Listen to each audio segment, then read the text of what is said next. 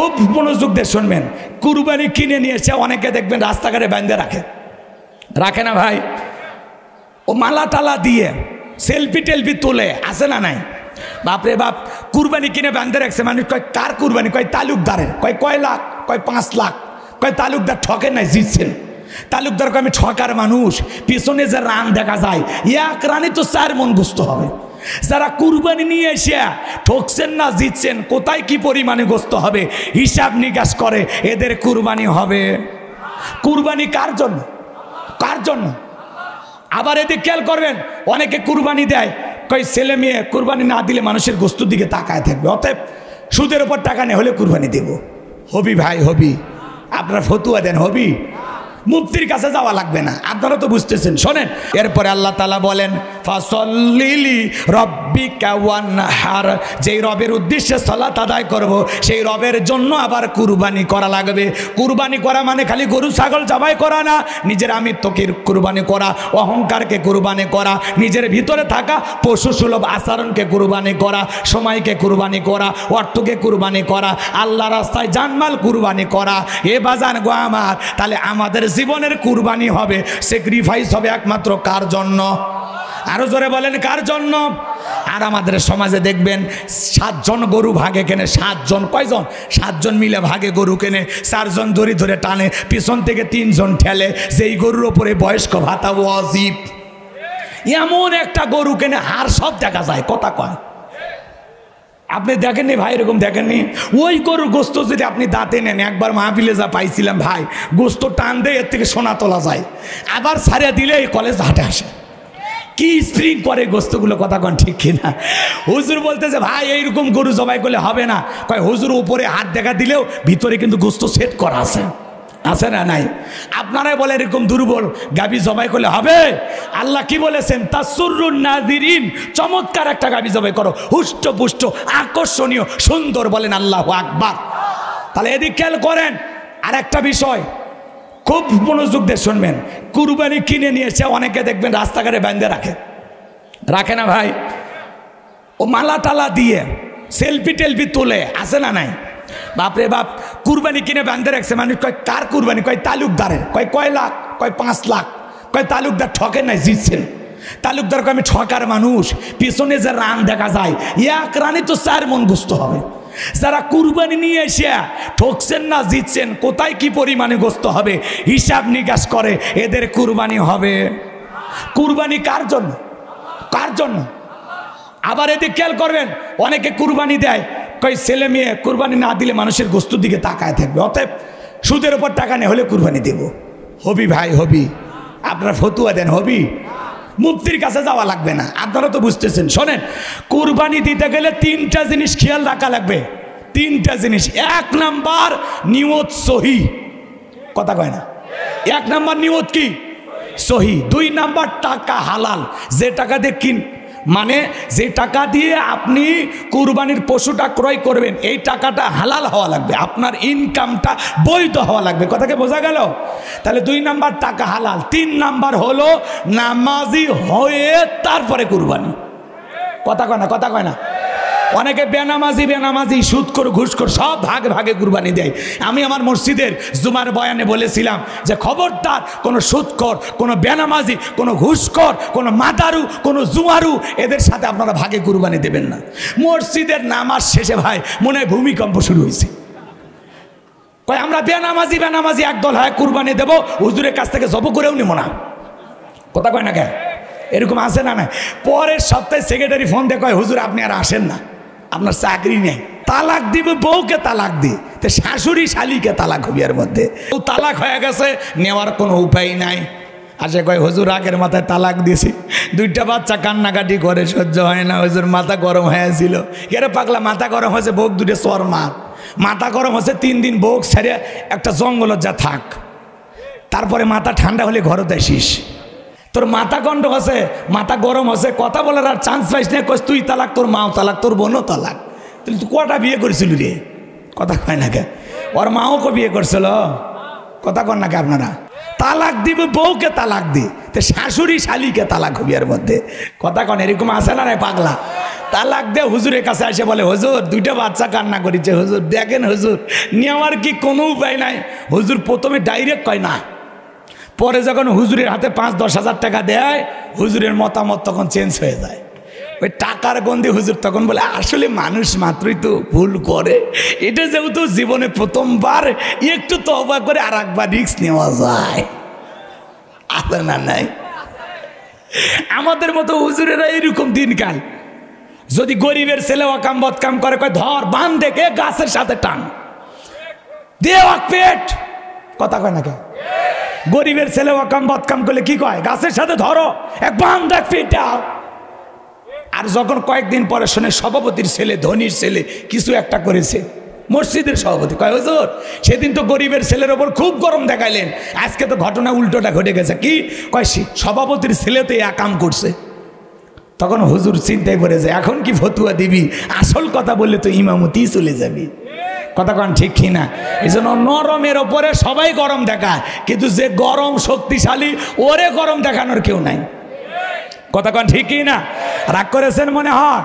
এই জন্য অবৈধ বউটাকে বৈধ বলে ফতুয়া দিলা, হারাম জিনিসটাকে হালাল বলে চালিয়ে দিলা। টাকার কারণে তোর প্রত্যেকটা টাকার স্বভাব আল্লাহর কাছে দেওয়া লাগবে। কথা কন ঠিক কি না? আমার যদি আল্লাহর কোরআন থেকে কথা হয়, আপনাদের কোনো সমস্যা আছে? এই কোরআনের মধ্যে কোনো ভেজাল আছে? কোনো মিথ্যা আছে? কোনো ধোঁকা আছে? থাকবে কি করে? কিতাবটি নাজিল করেছেন কে? সে আল্লাহ রাব্বুল আলামিন বলেন, যালিকাল কিতাবু লা রাইবা ফীহি। আমার আল্লাহ ডেকে বলেন, এটি এমন একটি কিতাব, সেই কিতাবের মধ্যে কোনো সন্দেহ নাই, কোনো সংশয় নাই, কোনো মিথ্যা নাই, কোনো ধোঁকা নাই। There is no doubt. বলুন আল্লাহু আকবার। হুদাল লিল মুত্তাকিন। মুত্তাকি বান্দাদের জন্য গাইডলাইন হিসাবে, পথ প্রদর্শক হিসাবে আসমান থেকে কিতাবটি নাজিল করেছেন কে? সেই কিতাবের আলোচনা শুনলে লাভ না লস? লাভটা কি আমার আল্লাহ জানায় দিলেন। ওয়াইদা কুরিয়াল কুরআনু ফাসতামিউ লাহু ওয়া আনসিতু লাআল্লাকুম তুরহামুন। সূরা আরাফ আয়াত নাম্বার 204। আমার আল্লাহ রাব্বুল আলামিন জানায় দিলেন, তোমাদের সামনে যখন কোরআন পাঠ করা হয়, কোরআনের আলোচনা করা হয়, চুপ করে কান লাগিয়ে মনোযোগ সহকারে কোরআনের কথাগুলো শ্রবণ করো। যারা চুপচাপ কোরআনুল কারীমের কথাগুলো শ্রবণ করবে, আমার আল্লাহ রাব্বুল আলামিন আসমান থেকে তাদের ওপরে আল্লাহ রহমত বৃষ্টির মতো নাজিল করবেন। বলুন সুবহানাল্লাহ। এই জায়গায় আল্লাহ রহমত নাজিল হইতেছে, এই বিশ্বাস আপনার আমার দিলে আছে না নাই? এটা এখন মাদ্রাসার মাঠ না, এটা এখন জান্নাতের বাগান। কথা বলেন ঠিক কি না? জান্নাতের বাগানে যেহেতু প্রবেশ করেছি, আল্লাহ যেন জান্নাত পর্যন্ত পৌঁছাইয়া দেন। জোরে বলেন আমিন। কোরআনের কথাগুলো শুনলে লাভ না ক্ষতি? লাভটাকে আল্লাহ বলেন, ওয়াযাক্কির ফাইন্না যিকরা তানফাউল মুমিনিন। সূরা জারিয়ার 55 নম্বর আয়াত। আল্লাহ ডেকে বলেন, যারা আমার মুমিন বান্দা, তাদের সামনে যখন কোরআন দিয়ে ওয়াজ করা হয়, কোরআন থেকে উপদেশ দেওয়া হয়, এই কথাগুলো শোনার পর আমার মুমিন বান্দাদের উপকারে আসবে। বলুন সুবহানাল্লাহ। তাহলে সূরার নাম কাউসার। একটু দিল থেকে জবান ছেড়ে সকলেই আমরা কম বেশি সূরাটা মুখস্থ আছে না নাই? কথা কয় না? সকলেরই মুখস্থ আছে না নাই?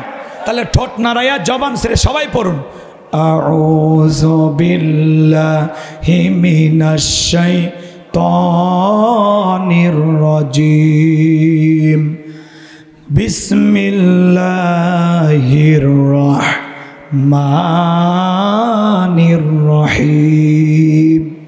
বিতাড়িত মুদ্দাত শয়তানের কাছ থেকে আল্লাহ পাকের কাছে আশ্রয় প্রার্থনা চাচ্ছি। পরম করুণাময় অসীম দয়ালু আল্লাহ তাআলার নামে শুরু করছি। জবান ছেড়ে সবাই পড়ুন, ইন্না আ'তাইনাকাল কাউসার ফাসাল্লি লিরাব্বিকা ওয়ানহার ইন্না শানিয়াকা হুয়াল আবতার। আল্লাহু আকবার। যে কোনো আয়াত বা সূরার তাফসীর করতে হলে কোন প্রেক্ষাপটে কোন সময় রসুলের ওপরে সে আয়াতটি বা সূরাটি নাজিল হয়েছে, সেই নাজিলের প্রেক্ষাপট আলোচনা করার দরকার আছে না নাই? আরবিতে বলা হয় শানি নুজুল। যদি শানি নুজুল আলোচনা করা হয়, তাহলে তাফসীর বুঝতে সহজ হয়। বলুন সুবহানাল্লাহ। তাহলে নবীজির উপরে কোন প্রেক্ষাপটে কোন সময় আল্লাহ তাআলা সূরা কাউসার নাজিল করেছেন একটু কি বলবো? কষ্ট হবে না আপনাদের? বলবো একটু মনোযোগ দিয়ে শুনবেন আমার ভাইয়েরা। বিশ্বনবীর প্রিয় সাহাবী হযরতে আনাস রাদিয়াল্লাহু তাআলা আনহু বলেন, আমরা রাসূলের চারপাশে বসে, আমরা বিশ্বনবীর চারপাশে বসেছিলাম।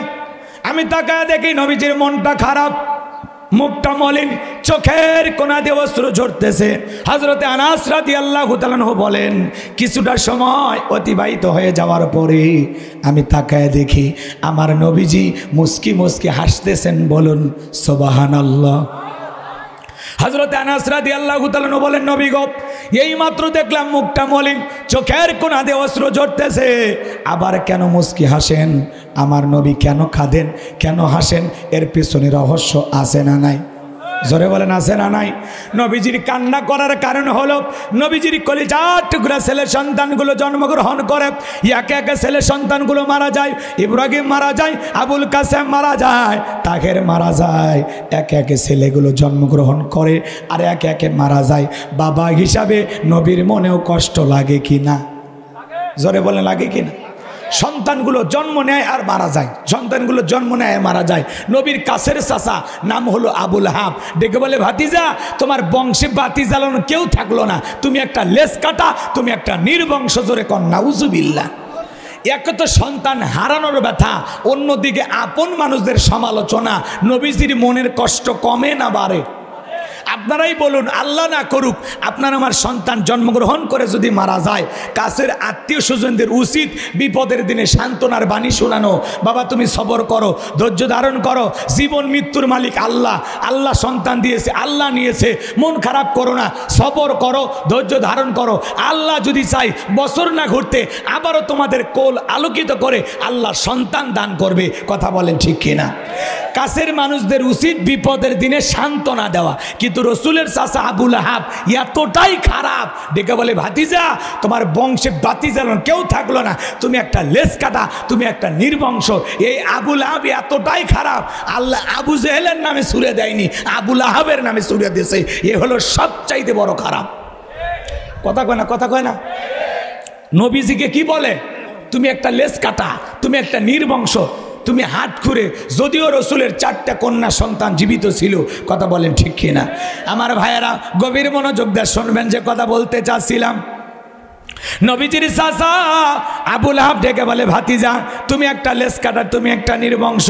এই কথা বলে নবীজিকে কষ্ট দেয়। বিশ্ব নবীর ছেলে সন্তানগুলো কেন জীবিত থাকলো না? অনেক পয়গাম্বারের ছেলে জীবিত ছিল, অনেক পয়গাম্বারের ছেলে যৌবন পর্যন্ত জীবিত ছিল, কিন্তু বিশ্ব নবীর একটা ছেলে সন্তানও কেন জীবিত থাকলো না? আল্লাহ তাআলা কেন তাদেরকে শিশুকালে নিলেন? এর পিছনে কারণ আছে না নাই? নবীজির একটা ছেলে সন্তানও জীবিত কেন থাকলো না? কি সে রহস্য, কি সেই কারণ? নবীজির ছেলে সন্তানগুলো শিশুকালে বিদায় নেওয়ার পেছনে কারণ আছে 3টি। জোরে বলেন কয়টি?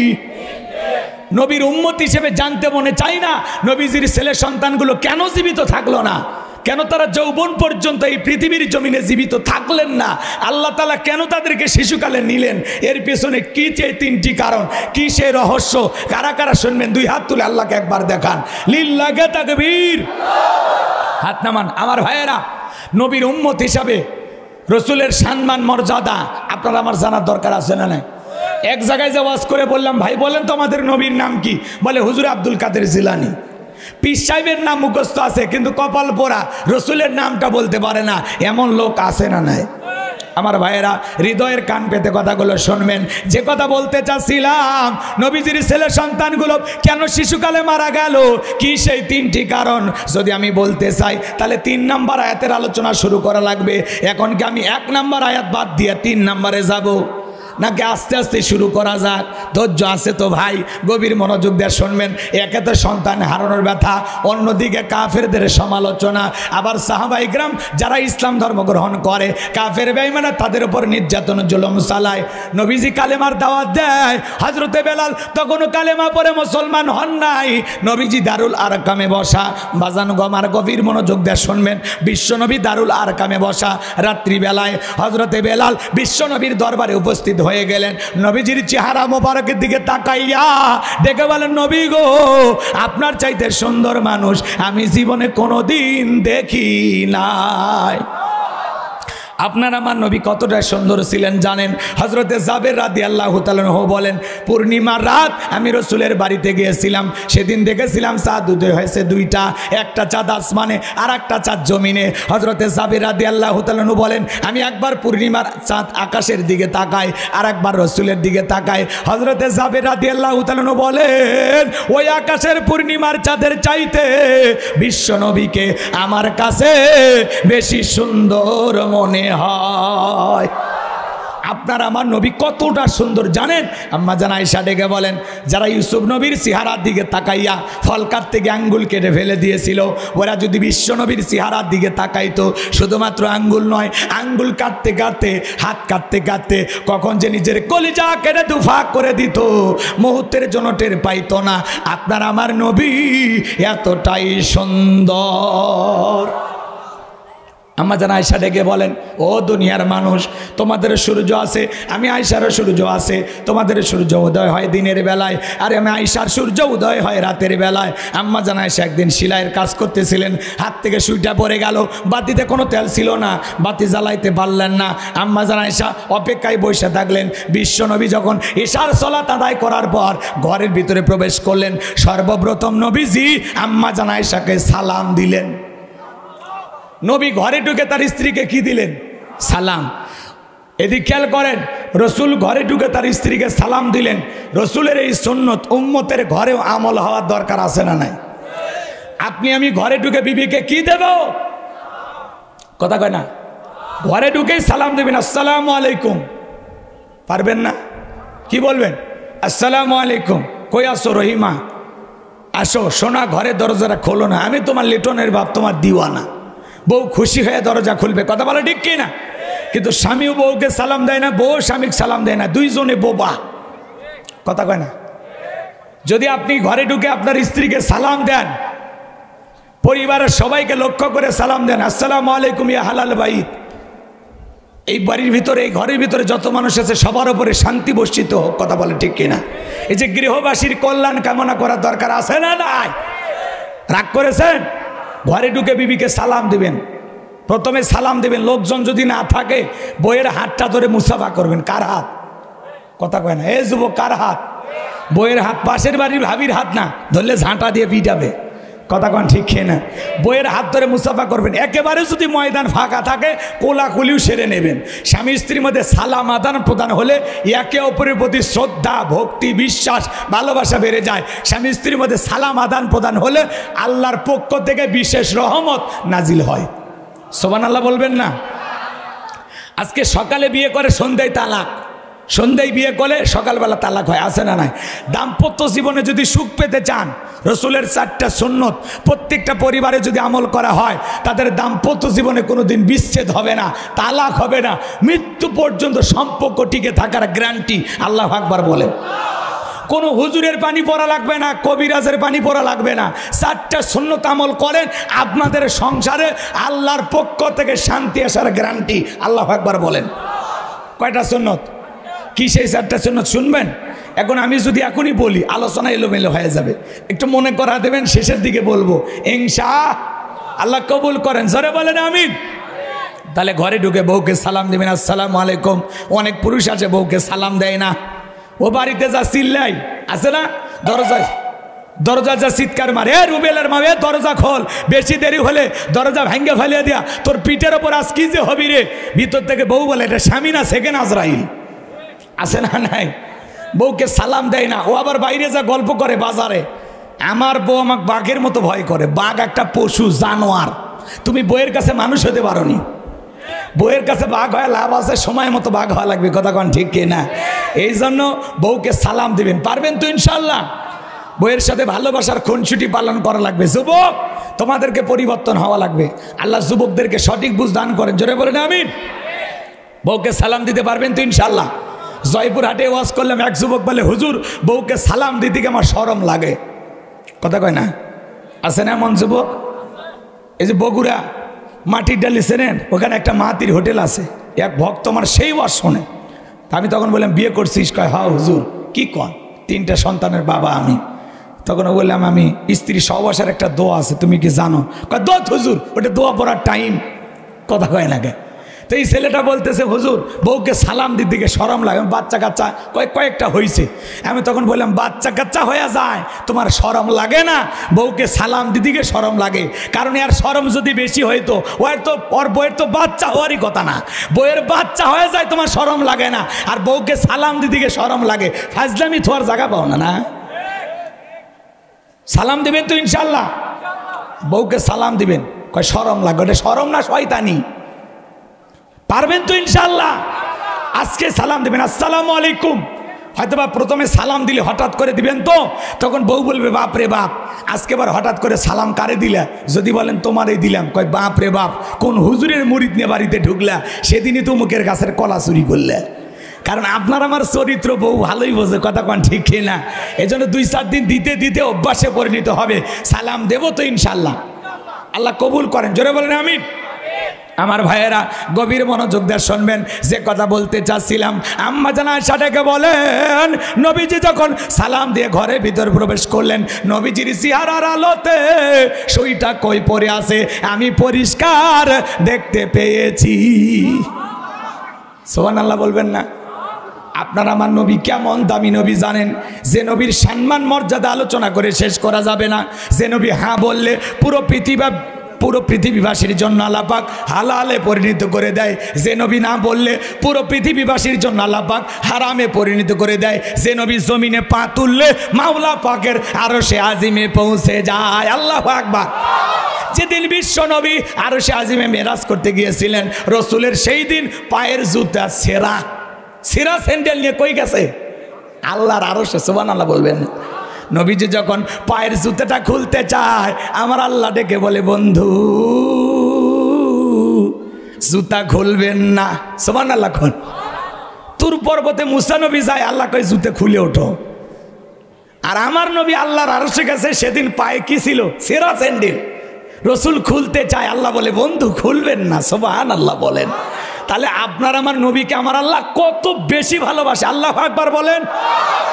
আমার ভাইয়েরা, যে নবী জমিনে পা তুললে মাওলা পাকের আরশে আজিমে পৌঁছে যায়, আসমানের চাঁদের দিকে ইশারা করলে চাঁদ 2 টুকরো হয়ে যায়। যে নবী জমিনে পথ চললে আসমানের মেঘ এসে ছায়া প্রদান করত।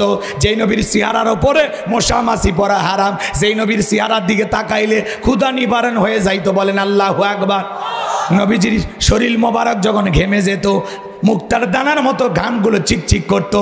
আম্মা জানেরা এই ঘামগুলো শিশির ভিতরে জমা করে রাখতেন, সংগ্রহ করে রাখতেন। বিশেষ দিনে ঘামগুলো সুগন্ধি হিসাবে ব্যবহার করা হতো। সেই নবীর কাছে হযরত বেলাল কথা মনে আছে না নাই?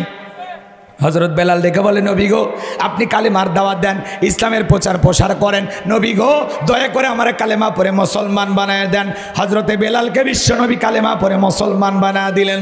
লা ইলাহা ইল্লাল্লাহু মুহাম্মাদুর রাসূলুল্লাহ সাল্লাল্লাহু আলাইহি ওয়াসাল্লাম। হযরতে বেলাল কালেমা পড়ে মুসলমান হয়ে গেল। আমার নবী ডেকে বলে বেলাল রে ইসলামের অবস্থা কোনো ভালো না, কালেমা পড়েছো আপাতত প্রকাশ করা যাবে না। ইসলামের অবস্থা কি সবসময় ভালো থাকে? আজও তাম পৃথিবীর দিকে তাকায় দেখেন, আজও তাম পৃথিবীর দিকে তাকায় দেখেন, জালেমদের টার্গেট ইসলাম আর মুসলমান। কথা বলেন ঠিক কিনা? আজও ফিলিস্তিনের মুসলমানের রক্ত নিয়ে খেলা করে নেতানিয়াহু, জো বাইডেন, এই ইহুদি বর্বর নিকৃষ্ট জাতিরা। কথা বলে ঠিক কিনা? মুসলমানের রক্ত নিয়ে খেলা করে। ৭৭ বছর ধরে মুসলমান যুদ্ধ করে যাচ্ছে। আল্লাহ যেন ফিলিস্তিনের মুসলমানদেরকে বিজয় দেন। আরেকটু জোরে বলেন আমিন। আরেকটু জোরে বলেন আমিন। আমার ভাইয়েরা, ওই জালেমদের হাত থেকে শিশু থেকে বৃদ্ধ পর্যন্ত, হাসপাতাল মসজিদ কোনো কিছু ওদের হামলা থেকে রক্ষা পায় না। কারণ ইহুদি জাতি হলো পৃথিবীর সবচাইতে নিকৃষ্ট বড় বড় জাতি। এদের অন্তরে কোনো মায়া দয়া নাই। কথা কয় না কে? আমার ভাইয়েরা, আজও তাম পৃথিবীতে মুসলমানের রক্ত নিয়ে খেলা করে। তাম পৃথিবীর জালেমদের টার্গেট ইসলাম আর মুসলমান। কথা বলেন ঠিক কিনা? এজন্য মনে রাখবেন ইসলামের অবস্থা সব সময় ভালো থাকে। আমার নবী ডেকে বলে বেলাল কালেমা পড়েছো আপাতত প্রকাশ করা যাবে না। হযরতে বেলাল ডেকে বলে, নবী আমার জীবনের কোনো দাম নাই। আমার বোনই বোমায়কে একদিন বলেছিলাম উট দুম্বা ছাগল পেশাব পায়খানা করে দেয়, এই ঘরে থাকতে আমার বড় কষ্ট হয়। আমার মনিব ডেকে বলে, বেলাল রে, উট দুম্বা ছাগলের দাম আমার কাছে আছে, কিন্তু তোর মতো কালো হাফসি বেলালের দাম আমার কাছে নাই। জোরে কন নাউজুবিল্লাহ, আরো জোরে বলেন নাউজুবিল্লাহ। আমার ভাইরা ভালো করে বোঝার চেষ্টা করবেন। হযরতে বেলাল ডেকে বলে, নবী আপনি শুধু আমাকে দোয়া করে দেন, মৃত্যু পর্যন্ত আল্লাহ জানো কালেমার পথে টিকে থাকার তৌফিক দান করেন। জোরে বলেন আমিন। আমি যেন মৃত্যু পর্যন্ত কালেমার পথে টিকে থাকতে পারি, বলেন আল্লাহু আকবার। আচ্ছা, হযরতে বেলাল আর রসুলের কথাগুলো বলতেছি কেন? আপনারা কি কষ্ট পাচ্ছেন নাকি? নবীর সম্মান মর্যাদা নিয়ে আলোচনা হলে যদি আপনি সেই মজলিস থেকে উঠে যান, তাহলে রসুলের প্রেম কি 100% আপনার কলিজায় আছে? নবীর মুহাব্বত যাদের কলিজায় থাকবে, রসুলের কথা শুনলে সে চাতক পাখির মতো শুনবে। কেমন নবী পাইছি জানেন? নবীর সম্মান মর্যাদা নিয়ে আলোচনা করলে 2 ঘন্টাও শেষ হবে না, 2-4 ঘন্টায় শেষ হবে না, এত আলোচনা আছে। যেই রসুল, এদিক খেয়াল করেন, ছাগলের স্তনে দুধ নাই, রসুল যদি হাতটা লাগায় দিতেন, নবীজির হাত মোবারক লাগানের সঙ্গে সঙ্গে ওই ছাগলের স্তন দুধে পরিপূর্ণ হয়ে যাইত। যেই খাবারটা 2-3 জন মানুষ খেয়ে শেষ হয়ে যাবে, ওই খাবারে রসুলের যদি হাত লাগে 200-400 জন মানুষ খায়াও যেমন খাবার তেমনি থাকে। সেই রসুলের কাছে হযরতে বেলাল কালেমা পড়ে মুসলমান হয়ে গেলেন। আমার নবী ডেকে, বেলাল ইসলামের অবস্থা এখন ভালো না, আপাতত প্রকাশ করা যাবে না। হযরত বেলাল আবার ডেকে বলে, নবী আমার জীবনেরই কোনো দাম নাই, আপনি আমার জন্য দোয়া করেন, মৃত্যু পর্যন্ত যেন কালেমার পথে আল্লাহ টিকে থাকার তৌফিক দান করেন। জোরে বলেন আমিন। এইবার হযরতে বেলাল কালেমা পড়ে মুসলমান হয়ে চলে গেল।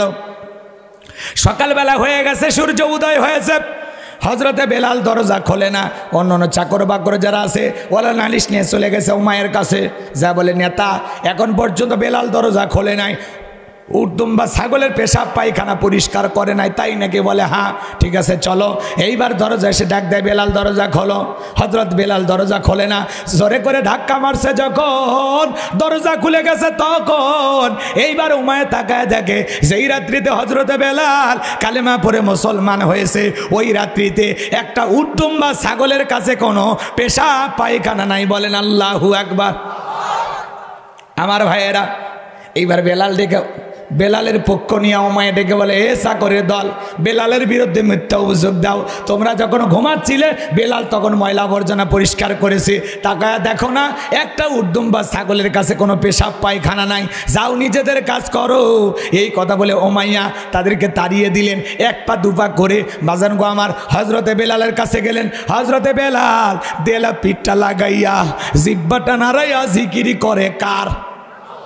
এবার হালকা করে ধাক্কা মারছেন যখন বেলালের জবান দিয়া কালেমার আওয়াজ বের হয়েছে, তখন উমাইয়া ডেকে বলে, বেলাল রে তোর জবান দিয়ে কি যেন শুনতে পাইলাম। হযরতে বেলাল ডেকে বলে, মুসলমান হয় যারা মিথ্যা কথা বলতে পারে না তারা, ওয়াকুলু কাউলান সাদিদা। আল্লাহু আকবার। মুসলমানেরা হবে সত্যবাদী। হযরতে বেলাল ডেকে বলে, গত ভাইয়েরা ভালো করে বোঝার চেষ্টা করবেন, যে কথা বলতে চাচ্ছিলাম গভীর মনোযোগ দিয়ে শুনবেন। এইবার আবু জাহেল ডেকে বলে, বেলাল রে লোভনীয় প্রস্তাব দিলাম, রাজি হইলি না, সোজা আঙ্গুলে ঘিউ না উঠলে আঙ্গুলে একটু বাঁকা করা লাগবে। এই কথা বলে যুবকদেরকে লিয়ে দিল, চাবুক দিয়ে পিটাও। হযরতে বেলালকে চাবুক দিয়ে পিটানো শুরু হয়ে গেল। এরা যত জোরে চাবুক মারে বেলাল তত জোরে আল্লাহর জিকিরি করে। চাবুক দিয়ে পিটাইতে পিটাইতে কালো চামড়াগুলো ফেটে যায়, রক্ত ঝরতেছে। আমার ভাইয়েরা, আবু জাহেল ডেকে বলে, বেলাল রে চাবুক দিয়ে পিটাইতে পিটাইতে কালো চামড়াগুলো ফেটে রক্ত ঝরতেছে, তারপরে কি নবীর কালেমা ছাড়বি না? হযরতে বেলাল ডেকে বলে, আবু জাহেল রে মারতে মারতে যদি মেরেও ফেলে দাও জীবনটা দিতে রাজি, বিশ্ব নবীর কালেমা ছাড়তে রাজি নাই। এবার বলা হলো পায়রশি লাগাও। হযরতে বেলালের পায়রশি লাগাইয়া আরবের উত্তপ্ত গরম বালিতে শেষরাইয়া শেষরাইয়া নিয়ে ঘোরা হলো। আরবের মরুভূমির বালিগুলো এত গরম, চাল দিলে মুড়ি হয়ে যাইতো। এত গরম বালি বাজান গো আমার, উত্তপ্ত গরম বালিতে শেষরাইয়া শেষরাইয়া নিয়ে ঘোরা গেলো। বাবলা গাছের কাটাগুলো জিব্বার ভিতরে পেরেকের মতো মারা গেলো। বিকেলবেলা নিয়ে এসে বলে, বেলাল চাবুক দিয়ে পিটাইলাম, পায়রশি লাগাইয়া নিয়ে ঘুরলাম, এত নির্যাতন জুলুম তোর উপরে করা হলো বেলাল, এরপরে আব্দুল্লাহর বেটা মুহাম্মদ সাল্লাল্লাহু আলাইহি সাল্লামের ধর্ম কি ত্যাগ করবি না? হযরতে বেলাল ডেকে বলে, আবু জেহেল রে, মারতে মারতে যদি মেরেও ফেলে দাও, বেলালের নিঃশ্বাস থাকবে যতদিন, বেলাল ইসলামের পথে টিকে থাকবে ততদিন। আল্লাহু আকবার। এবার আবু জেহেল ডেকে বলে, এ যুবকের দল, যাও, বিশাল বড় একটা পাথর নিয়ে এসে বেলালের বুকের উপরে চাপায়া দাও। বিশাল বড় একটা পাথর হযরতে বেলালের বুকের উপরে চাপায়া দিয়া আবু জেহেল ভাবলো, মনে হয় এই পাথরের চাপার আঘাতে বেলাল মারা যাবে। এই কথা ভেবে কাফেররা চলে গেল। হযরতে বেলালের বুকের উপরে পাথর, এরপরেও জিহ্বা নাড়ায়া জিকিরি করে কার? আপনাকে তো জিকির করার জন্য কেউ পিটাই না, মারে না, কিন্তু আমরা জিকির করতে রাজি না। হাদিস শরীফের ভিতরে আসছে বাজান গো আমার, যেই জিহ্বাটা আল্লাহর জিকিরে ভিজা থাকে, ওই জিহ্বাওয়ালা মানুষ কোনোদিন জাহান্নামের আগুনে জ্বলবে না। বলেন সুবহানাল্লাহ। জিকির করার জন্য আলাদা সময় লাগে না। রিক্সা ভ্যান চালাইতে চালাইতে জিকির করা যায়, রাস্তা হাঁটতে হাঁটতে জিকির করা যায়, দোকানদারি করতে করতে জিকির করা যায়, কথা কয় না, মাঠে কাজ করতে করতে জিকির করা যায়। ফাজকুরুনি আযকুরুকুম ওয়াশকুরুলি ওয়ালা তাকফুরুন, তোমরা আমারে স্মরণ করো, আমি আল্লাহ তোমাদেরকে স্মরণ করব। তাহলে সদা সর্বদাই জীবনের যে অবস্থায় থাকি না কেন, সব সময় জিকির হবে কার? আরো জোরে বলেন কার? আমার ভাইরা শোনেন, হযরতে বেলাল ডেকে বলেন, আল্লাহ তুমি তো সেই আল্লাহ। বেলালের বুকের ওপরে বিশাল বড় পাথর, এরপরে আর জিকির না, জিহ্বাটা নারা আল্লাহর জিকিরি করে, চোখের কোনায় পানি নিয়ে ডেকে বলে, আল্লাহ তুমি তো সেই আল্লাহ, ইব্রাহিমের জন্য যদি নমরুদের আগুনকে ফুলের বাগান বানায় দিতে পারো, ও আল্লাহ তুমি কি পারো না? আমি বেলালের বুকের ওপরে পাথর থাকার কারণে তোমার মতো মালিকের জিকিরি করতে বড় কষ্ট হয়, আল্লাহ তুমি কি পারো না বেলালের বুকের পাথরটাকে তুলার মতো নরম বানায় দিতে? হযরতে বেলাল দোয়া করতে দেরি, আসমানের মালিক আল্লাহ দোয়া কবুল করতে দেরি করে নাই। বেলালের বুকের পাথরটাকে আমার আল্লাহ তুলার মতো নরম বানিয়ে দিয়েছে। আশিকে রাসূল বেলাল, নবীর পাগল বেলাল, নবীকে কত ভালোবাসতেন জানেন? বিশ্ব নবী যখন মক্কা নগরীতে পথ চলতো, হযরত বেলাল একবার ডানে যায় আর একবার বামে যায়। নবী ডেকে বলে, বেলাল রে, বুঝি না, একবার ডানে যাও একবার বামে যাও, ব্যাপারটা কি? হযরতে বেলাল ডেকে বলে, নবী গো, আপনি কালেমার দাওয়াত দেন, ইসলামের প্রচার করেন, ওই কাফেরগুলো আপনার শত্রু। নবী গো, ওরা ডান দিকে যদি তীর নিক্ষেপ করে, এজন্য আমি ডান দিকে থাকি আর মনে মনে ভাবি ওই তীরটা যেন সর্বপ্রথম আমার বুকের ভিতরে লাগে। আবার বাম দিকে যাই আর মনে মনে ভাবি ওরা যদি বাম থেকে তীর নিক্ষেপ করে, ওই তীরটা যেন সর্বপ্রথম আমি বেলালের বুকের ভিতরে ঢোকে। আমি বেলাল মারা গেলে ইসলামের ক্ষতি হবে না, আপনি নবী মারা গেলে ইসলাম আর মাথা উঁচু করে সামনের দিকে দাঁড়াতে পারবে না। বলেন আল্লাহু আকবার। কতটা নবীর পাগল ছিলেন জানেন? নিজের জীবনের বিনিময়ে আগলায় রাখতেন। যেদিন রসুলের ইন্তিকাল হয়েছিল, ছোট্ট বাচ্চার মতো বেলাল ফুপিয়ে ফুপিয়ে কান্না করে।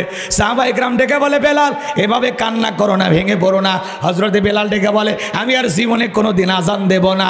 আমি আজান দেওয়ার পরে বিশ্ব নবী মেমতের মুসল্লায় দাঁড়াবে না, আমি বেলাল আর কোনো দিন আজান দেব না। আমি মদিনায়ও থাকবো না। মদিনার অলিতে গলিতে রসুলের সাথে হাজারো স্মৃতি, আমি পাগল হয়ে যাব। হযরতে বেলালকে সবাই সান্ত্বনা দেয়, বেলাল কারো কথা শোনে না। বিশ্বনবী সোমবারের দিন ইন্তিকাল করেছিলেন, আর তামাম পৃথিবীর উম্মতকে কাঁদিয়ে বুধবারের দিনে রসুলের দাফন সম্পূর্ণ হয়েছিল। আজ মদিনার সবুজ গম্বুজের নিচে আপনার আমার নবী শায়িত। যেদিন আমি সালাম দিতে গিয়েছিলাম, বাজান গো আমার, আরে ওই ছিদ্রকোনা দিয়ে ওই দিক তাকাইছি, দিলটা নরম হয়ে যায়, মন চাই না ওই জায়গা থেকে আমরা ফিরে আসি। আমার ভাইয়েরা, ওই ছিদ্রগুলোর দিকে তাকাইলে যেখানে রসুলের নাম লেখা আছে, আবু বকরের নাম লেখা আছে, ওমরের নাম লেখা আছে, যারা হাজী সাহেবের হজ করতে যায়, ওমরা করতে যায়, ওই ছিদ্রগুলোর দিকে তাকাইলে নিজের মনটাকে আর কন্ট্রোল করা যায় না। আমার কলিজার টুকরা নবী ওই জায়গায় শায়িত। এ বাজান গো আমার, ওই জায়গায় যারা আশিকে রাসূল হয়ে যায়, নবীর পাগল হয়ে যায়, দেখবেন গভীর রাত্রে ওই সবুজ গম্বুজ থেকে মনে হয় মাওলা পাকের আরশে আজিম পর্যন্ত আলো ঝলমল করতেছে। আমার ভাইয়েরা, হযরত বেলাল মদিনা ছেড়ে চলে গেলেন। 6 মাস অতিবাহিত হয়ে যায়, বেলাল মদিনায় আসে না।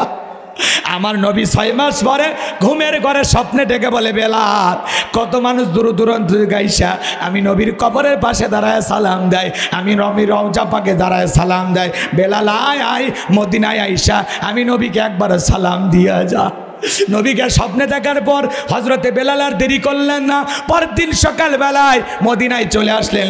সাহাবা একরাম ডেকে বলে, বেলাল একবার আজান দাও, কতদিন হলো তোমার আজান শুনতে পাই না। হজরত বেলাল বলেন, আমি আজান দেব না।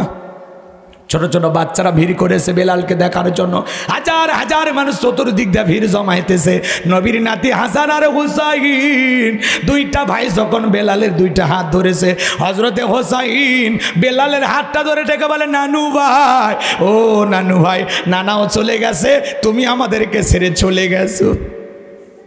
কতদিন হয়ে গেল নানু ভাই, তোমার কণ্ঠে আজান শুনতে পাই না, দাও না নানু ভাই একটু আজান দাও। হজরতে হোসাইন বেলালের হাতটা ধরে যখন নানু ভাই বলে ডেকে দেয়, হজরতে বেলাল তাকায়া দেখে হজরতে হোসাইনের চেহারার ওপরে মনে হয় বিশ্ব নবীর চেহারা মোবারক ভেসে উঠেছে। মনে হয় মদিনার নবী ডাইকে বলে, বেলাল দেন একবার আজান দে, আমি নবীও তোর আজানটা শুনতে চাই। হজরতে বেলালের হাতটা ধরে হোসাইন যখন নানু ভাই বলে ডাকে দে, ও নানু ভাই দাও না একটু আজান দাও, কতদিন হয়ে গেল তোমার আজান শুনতে পাই না। হোসাইনের অনুরোধে 6 মাস পরে মদিনায় আইসা বেলাল আবারও আজান দিলেন। বলেন আল্লাহু আকবার। ঘটনা আরো সামনে আছে, নিয়ে যাওয়ার সুযোগ নাই।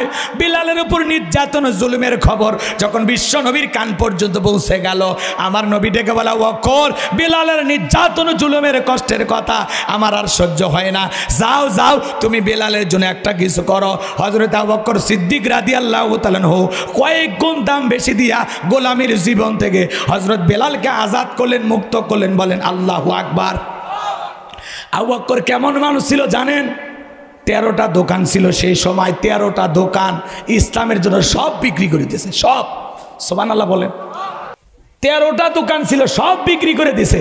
আর এখন আমরা 13টা দোকান 26টা বানাই। ইসলামের জন্য এত ত্যাগ স্বীকার করতে আমরা রাজি নাই। কথা কয় না, কথা কয় না। বিরক্ত হয়েছেন?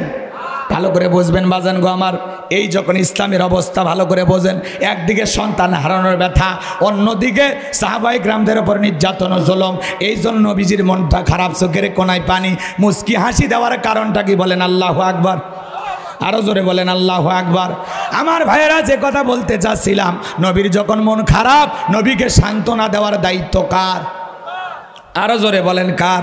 আমার আল্লাহ ডেকে বলে, জিবরাইল আমার বন্ধুর মা নাই, বাবা নাই, আমার বন্ধুর মনটা হয়েছে ভারী, আমি আল্লাহ সইতে নাহি পারি, লাহু মাহফুজ থেকে সূরা কাউসার নিয়ে যায় আমার বন্ধুর ওপরে নাজিল কর তাড়াতাড়ি। বলেন আল্লাহু আকবার।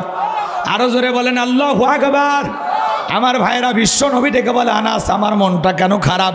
কারণ হলো জানা আছে তোমাদের, কিন্তু আমার মুস্কি হাসি দেওয়ার কারণ হলো এই মাত্র আসমান থেকে জিবরাইল এসে আমার উপরে সূরা কাউসার নাজিল করলো। বলেন আল্লাহু আকবার।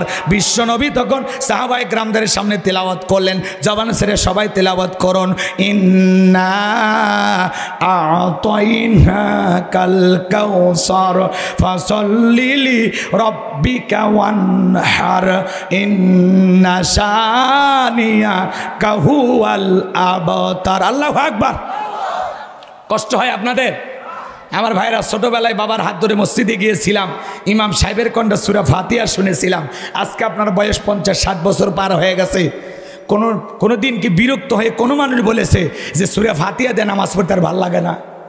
ভাই বলেছে? কেউ বলেনি। কোন ইমাম সাহেব কি বলেছে? 30 বছর আমি ইমামতি করলাম, সূরা ফাতিহা দিয়ে নামাজ পড়াইছি, কাল থেকে সূরা ইখলাস দিয়ে শুরু করব। মাগরিবে যদি হুজুর ডাইরেক্ট পড়ে কুল হুয়াল্লাহু আহাদ, আপনারা পিছন থেকে কি বলবেন? আল্লাহু আকবার। হুজুর আগে সূরা ফাতিহা পড়েন, এরপরে অন্য সূরা ধরেন। আর যে হুজুর সূরা ফাতিহা ছাড়া নামাজ পড়াইতে চায়, বিনা বেতনে চাকরি করলেও তার পিছনে নামাজ পড়ব, কারণ সূরা ফাতিহা ছাড়া কোনো সালাত হবে? কথা কোন হবে? রাগ করতেছেন আপনারা? তাহলে কোরআন আমাদের সহি শুদ্ধ জানার দরকার আছে না নাই? অনেক মানুষ তিলাওয়াত করে আলহামদুলিল্লাহি রাব্বিল আলামিন আর রহমানির রহিম আলাম তারা কাইফা ফাআলা, তিলাওয়াতের সাইজ ভালো না। কথা কয় না? ভালো করে বুঝবেন, একটু মন দিয়ে শুনবেন। আপনি মুসলমান, আপনার অবশ্যই জানা আছে নামাজ ভঙ্গের কারণ হলো অনিষ্টি। তার 1 নাম্বার কারণ, নামাজের ভিতরে তিলাওয়াত অশুদ্ধ হলে আপনার সলাত হবে। তাহলে সহি শুদ্ধ তিলাওয়াত হলে আপনার নামাজ হবে, তিলাওয়াত সহি শুদ্ধ না হলে আপনার নামাজ হবে। আউজিদ আলাইহি ওয়ারাত্তিলিল কুরআন তারতিলা, কোরআনকে তারতিলের সহিত স্পষ্ট করে ধীরে ধীরে সুন্দর করে সহি শুদ্ধ তিলাওয়াত করা দরকার আছে না নাই? তিলাওয়াতের দিক দিয়ে বিশ্ব চ্যাম্পিয়ন হলো মা বোনেরা। এরা যদি কোরআন তিলাওয়াত শুরু করে, আলিফ লাম মিম যালিকাল কিতাবু লা রাইব করতে করতে শেষ। এই জন্য তিলাওয়াত সহি শুদ্ধ শিখতে হলে সন্তানদেরকে মাদ্রাসায় পড়ানো দরকার আছে না না? কথা বলেন না কেন? মাদ্রাসায় যদি পড়াইতে পারেন আপনার সন্তান সহি শুদ্ধ তিলাওয়াত শিখবে। কথা বলেন ঠিক কি না? আপনি আমি মুসলমান, সন্তানকে দ্বীন ইলম শিখাইতে হবে, কোরআন সুন্নাহর জ্ঞান শিখাইতে হবে। ইকরা বিসমি রাব্বিকাল্লাযী খলাক, পড়ো তোমার রবের নামে যিনি তোমাদেরকে সৃষ্টি করেছেন, সে রবের জ্ঞান শিক্ষা দেওয়া হয় মাদ্রাসায়। কথা বলেন ঠিক কি না? এই জন্য সন্তানদেরকে মাদ্রাসামুখী বানাবেন তো ইনশাআল্লাহ। আমার ভাইয়েরা, এদেশের আদর্শ নাগরিক তৈরি হয় মাদ্রাসা থেকে। স্কুল কলেজের দিকে তাকাবেন, কলেজের ক্যাম্পাসগুলোতে ছাত্র ছাত্রী, বান্ধবী, বন্ধু বান্ধব একসাথে একে অপরের সাথে কাঁধে কাঁধ মিলে গল্প করতেছে। ওইটা মনে হয় কলেজের ক্যাম্পাস না, ওইটা মনে হয় প্রেমের কারখানা। এ কথা কোন নাকি আপনারা? এক ছাত্র আর এক ছাত্রীর পিঠে হেলান দিয়েছে, ওই দিক দিয়ে শিক্ষক হেঁটে যায়, কিছু বলার উপায় নাই। কথা কয় না কে? পরিশেষে শিক্ষক বাধ্য হয়ে বলে হেব্বি লাগতেছে, চালিয়ে যাও। কথা কয় না? কিন্তু মাদ্রাসার দিকে তাকান তো এরকম ঘটনা আছে। মাদ্রাসার এদিক খেয়াল করেন, স্কুল কলেজে মাঝে মাঝে দেখা যায় ছাত্ররা রাগারাগি করে মারামারি করে শিক্ষককে পিটাইয়া কাপড় খুলে নেয়। কথা কন? কিন্তু মাদ্রাসার শিক্ষা ব্যবস্থার দিকে তাকায় দেখেন, মাদ্রাসার ছাত্রদেরকে পিটানো তো দূরের কথা, মাদ্রাসার ছাত্ররা ওস্তাদের পায়ে ওজুর পানি ঢেলে দেয়। এজন্য সন্তানকে যদি আদবালা, আখলাকওয়ালা, চরিত্রবান বানাইতে চান, মাদ্রাসায় পড়ানো ছাড়া বিকল্প কোনো রাস্তা খোলা নাই। যে সন্তানগুলো মাদ্রাসায় পড়ে এরা কোনোদিন পিতামাতার সাথে খারাপ আচরণ করে না। মাদ্রাসা পড়ুয়া একটা সন্তানের মা বাবাকে বৃদ্ধাশ্রমে পাওয়া যায় না। কথা কয় না কে? কি মনে করেছেন কোন রিক্সা চালক, ভ্যান চালকের মা বাবাকে বৃদ্ধাশ্রমে পাওয়া যায় না? কোন হাফেজ আলেমের মা বাবাকে বৃদ্ধাশ্রমে পাওয়া যায় না? এদেশের সবচাইতে দামি শিক্ষিত মানুষ যারা লন্ডন আমেরিকা থেকে ডিগ্রি নিয়ে আসে, এদের মা বাবাকে বৃদ্ধাশ্রমে পাওয়া যায়। কথা কয় না? এরা শেষ বয়সে মা বাবাকে বোঝা মনে করে। আমাকে বারবার একটু বলা হয়েছে, এই জন্য 2-4 মিনিট বললাম। কষ্ট হচ্ছে আপনাদের? আমার লাইন মতোই যাওয়া লাগবে। আর এই বিষয়টা আমাকে আগে দেওয়া লাগতো, যখনই দাওয়াত দিয়েছে তখনই বলা লাগতো যে হুজুর আপনার আলোচনার বিষয় এটা, তাহলে হয়। ওয়াজের মাঝখানে ধাম করে তো আর বিষয় চেঞ্জ করা যায় না। কথা কি বুঝতে পারছেন? এটা দাওয়াত দেওয়ার সাথে সাথে বলা লাগবে যে আপনার আলোচনার বিষয়টা এটা। কথা কি বুঝতে পারছেন? মন খারাপ করেছেন আপনারা? তাহলে আমরা আমাদের সন্তানদেরকে দিন শিখাবো তো ইনশাল্লাহ, মাদ্রাসায় দেবো তো ইনশাল্লাহ। আল্লাহ আমাদের সন্তানদেরকে যেন আমরা সুশিক্ষায় শিক্ষিত বানাইতে পারি, কোরআন সুন্নাহর জ্ঞান দিয়ে মানুষের মতো মানুষ বানাইতে পারি। আল্লাহ তৌফিক দান করেন, জোরে বলুন আমিন। প্রদর্শন করলো, ভালো করে বোঝেন। লম্বা একটা লাক বানাইয়া এই ছোটের মধ্যে কয়েকটা দাড়ি দিয়া বলে ইনি মোহাম্মদ, জোরে কোন নাউজুবিল্লাহ। দেয়ালে দেয়ালে কার্টুন টাঙ্গাইয়া রসুলকে বিকৃতি করলো। আচ্ছা আপনারা বলেন তো, আমার নবী কি রসুল দেখতে কি কার্টুনের মতো? নাউজুবিল্লাহ, জোরে কোন না। পৃথিবীর সবচাইতে সুন্দর মানুষটির নাম মোহাম্মদ রসুল্লাহ সাল্লাল্লাহু আলাইহি সাল্লাম। যেই রসুলের চরিত্রের সার্টিফিকেট আল্লাহ দিয়ে বলেন ওয়া ইন্নাকা লাআলা খুলুকিন আযীম, নবী গো আপনি হলেন পুত পবিত্র মহান চরিত্রের অধিকারী। আযীম আরবিতে এমন একটি শব্দ যার গভীরতা মাপা যাবে না। আল্লাহ হলেন রব, নবী হলেন রহমত। আল্লাহ হলেন রব্বুল আলামিন, নবী হলেন রহমাতাল লিল আলামিন। ওয়া মা আরসালনাকা ইল্লা রহমাতাল লিল আলামিন। সমগ্র জাতির জন্য নবী হলেন রহমত স্বরূপ। কথা বলেন ঠিক কিনা? নবীর চাইতে শ্রেষ্ঠ মানুষ, সুন্দর মানুষ, উত্তম চরিত্রের মানুষ আল্লাহর দুনিয়াতে আর কেউ নাই। সেই রসুলকে গালি দেয় এরা। কারা? ফ্রান্সের বেঈমানেরা যারাই নবীকে গালি দেবে, মনে রাখবেন নবী রাসূলদেরকে গালি দেয় যারা অবৈধভাবে দুনিয়াতে জন্ম হয়েছে, তাদের জন্মের ঠিক নাই। কথা কোন ঠিক কিনা? ওয়ালিদ বিন মুগিরা নবীকে গালি দিয়েছিল অকাত্য ভাষায়। বিশ্ব নবীকে যখন গালি দেয় আল্লাহ আসমান থেকে সহ্য করলেন না, আয়াতে কারিমা নাজিল করে জানা দিলেন উতুল্লিম বাদা জালিকা জানিম, নবী গো আপনাকে ওয়ালিদ বিন মুগিরা গালি দেয়, এ হলো পিতৃ পরিচয়হীন যারও সন্তান, এক জন্মের ঠিক নাই, এ একটা বাস্টার্ড। ওয়ালিদ বিন মুগিরা আরবের মানুষ, আরবি শুনে বুঝে ফেলে দিয়েছে নবী কি কয়। কথা কয় না? শোনার সঙ্গে সঙ্গে ঢোকে বলে নবী এত বড় কথা, ঠিক আছে আপনি থাকেন আমি বাড়িতে যাই। বাড়িতে যাইয়া ছেলেটা বৈধ না বৈধ জানে কে? মা, ফ্যাক্টরির মালিক। কথা কোন ঠিক কিনা? এইবার ওয়ালিদ বিন মুগিরা বাড়িতে যায়া বলে মা তাড়াতাড়ি করে বল, আমাকে রসুল বলেছেন উতুল্লিম বাদা জালিকা জানিন, আমি নাকি পিতৃ পরিচয়হীন যারর সন্তান, আমার নাকি জন্মের ঠিক নাই। ওয়ালিদ বিন মুগিরার মায়ের নাম ছিল ঝর্ণা। ডেকে বলে বাবা আমি যা বলবো সত্য বলবো, মিথ্যা বলবো না, আমার এক পা কবরে গেছে, মিথ্যা বলে লাভ নাই। আর মনে মনে ভাবে এত গোপন খবর নবী জানলো কেমনে? নবী তো জানতেন না, নবীকে জানিয়ে দিয়েছেন তিনি কে? আরো জোরে বলেন কে? এইবার ওয়ালিদ বিন মুগিরার মা বলতেছে বাবা তোর বাবা ব্যবসা বাণিজ্যের কাজে এতটাই ব্যস্ত, তোর বাবা ব্যবসা বোঝে, টাকা চেনে, কিন্তু তোর মায়ের মন বোঝে না। কথা কন না? তোর বাবা ব্যবসা বাণিজ্যের কাছে দিনের পর দিন বাইরে থাকে, আমার যৌবনের সোনালী দিনগুলো চলে যায়, বালিশ বুকে নিয়ে কাঁদি, তোর বাবা আমার কাছে আসে না, আমাকে ভালোবাসে না। দেখবেন ভাই এদের খেয়াল করেন, এলাকায় আছে কিনা জানি না, অনেক সময় দেখবেন কিছু ভাইয়েরা বিদেশে চলে যায়, এলাকায় দেবরের আমদানি কমে না বাড়ে, ওই দেবর এসে আবার ভাবির কাছে স্লোগান দেয়, ভাবি ভাইয়া তোমার বর, আমি যে দেবর, ভেবে দেখো ভাবি কার কত দাবি, ভাই গাছে মারলো সে, আমি তো দেশে আসি। কথা কয় না কেন? ওই হাইব্রিড দেবরা সুযোগ পাইলেই ভাবির কাছে যা বলে, ভাবি আপনার চেহারার দিকে তাকালে মনেই হয় না যে আপনার বিয়ে হয়েছে, এই বদমাইশ, বিয়ে না হলে ভাবিটা কিসকা। কথা কন?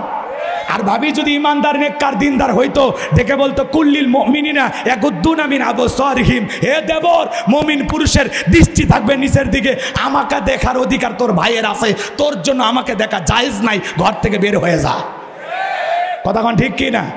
আর মা বোনদেরকে বলে যাই মা দুইটা পুরুষ হইতে সাবধান, একটা দেবর আর একটা দুলে ভাই। হাদিসের ভাষায় এদেরকে মৃত্যুতুল্য বলা হয়েছে, এরা বিষাক্ত সাপের চাইতেও ভয়ঙ্কর।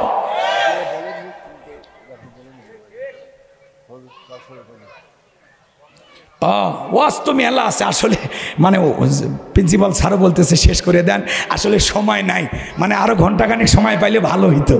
কথা কি বুঝতে পারছেন? মানে কষ্ট হচ্ছে আপনাদের নাকি? বিরক্ত হয়েছেন আমার কথায়? এই যে হাউজে কাউসারে পাবে না কে আবার চাষা, বসেন বসেন, ঠিক আছে ঠিক আছে। আচ্ছা এদিকে খেয়াল করেন, মা বোন যারা আসছেন, মা দুইটা পুরুষ হইতে সাবধান, একটা দেবর আর একটা দুলে ভাই। কথা কন না কে? এই দুলে ভাইরা যখন শ্বশুর বাড়িতে আসে, এই শাশুড়িরা হলো সবচাইতে খারাপ। জামাই বাড়িতে আসছে, নিজের হাতে ফল ফুট খাবার রেডি করে 14 বছর 16 বছরের যুবতী মেয়েকে বলে মা এই খাবারটা তো দুলে ভাইকে দিয়ে আয়, শিয়ালের কাছে মুরগি পাঠাচ্ছে। শাশুড়ি হলো মায়ের মতো, সে খাবার নিয়ে জামাইয়ের সামনে যাবে, বাবা জামাই তুমি খাও, তোমার চেহারাটা শুকে যাচ্ছে, নিজের প্রতি যত্ন নিও, আমার মেয়ে কেমন আছে, ব্যবসা বাণিজ্য কেমন চলতেছে, বাবা নিজের শরীরের প্রতি যত্ন নিও, আমার নাতি পুতি কেমন আছে। শাশুড়ি মায়ের মতো বৈশা গল্প করবে জায়েজ, কথা কয় না। কিন্তু যুবতী শালি দুলে ভাইয়ের সামনে খাবার নিয়ে যাওয়া জায়েজ না হারাম? জায়েজ না হারাম? দুলে ভাইয়ের সামনে যখন প্লেটটা নিয়ে গেছে, তখন দুলে ভাই বলে পাগলি আমি কি ফল খাবার জন্য আসি রে, আমি আসি তোকে দেখার জন্য। শালি তো মনে মনে সেই খুশি, তখন বলে মনে যদি কিছু না আনেস বিকেলবেলা বগুড়া নিউ মার্কেটে তোকে নিয়ে যাব। কয় দুলে ভাই আপনার হাত ধরে জাহান্নামে যাইতেও রাজি। কথা কন ঠিক কিনা? এই জন্য মা বোনদেরকে বলি মা সাবধান সাবধান, আপনারা একটু ভালো হয়ে যান, পর্দা করেন পর্দা করেন। পুরো ফ্যামিলিটাকে ফ্রি বানাইছে, ছোট ভাইয়ের বউ বড় ভাই দেখেছে, বড় ভাইয়ের বউ ছোট ভাইয়ের বউ দেখেছে, মানে ফ্যামিলির মধ্যে কোনো সভ্যতা ভদ্রতা কিচ্ছুই নাই। কথা কন নাকি আপনারা? এই ওয়াজগুলো হওয়া দরকার, কিন্তু সময় না থাকার কারণে আমি করতে পারলাম না। আমি আবার এখান থেকে সেই চাঁপাই নবাবগঞ্জ যাবো, তাই না? আমারও পথটা অনেক দূর। 4:30 শেষ করার কথা, 4:40 বাজে, 5 মিনিট 45-এ জামাত হবে। আবার আশেপাশে সব মসজিদে নামাজ হবে। হ্যাঁ, নামাজের গুরুত্বটা আগে দিতে হবে, কথা কোন ঠিক কিনা? তাহলে সর্বশেষ যে কথাটা বলতে চাই, ওলীদ বিন মুগীরার মা বলতেছে, বাবা তোর বাবা ব্যবসা বাণিজ্যের কাজে ব্যস্ত ছিল, যার ফলে বাড়ির আশেপাশে তোর চাচা ঘুরঘুর করেছিল, তারা দিয়ে ভালোবাসা বিনিময় করেছিলাম, যার ফলে তোর জন্ম হয়েছিল। নবী যে তথ্য দিয়েছে 100% সত্য। আল্লাহু আকবার বলেন।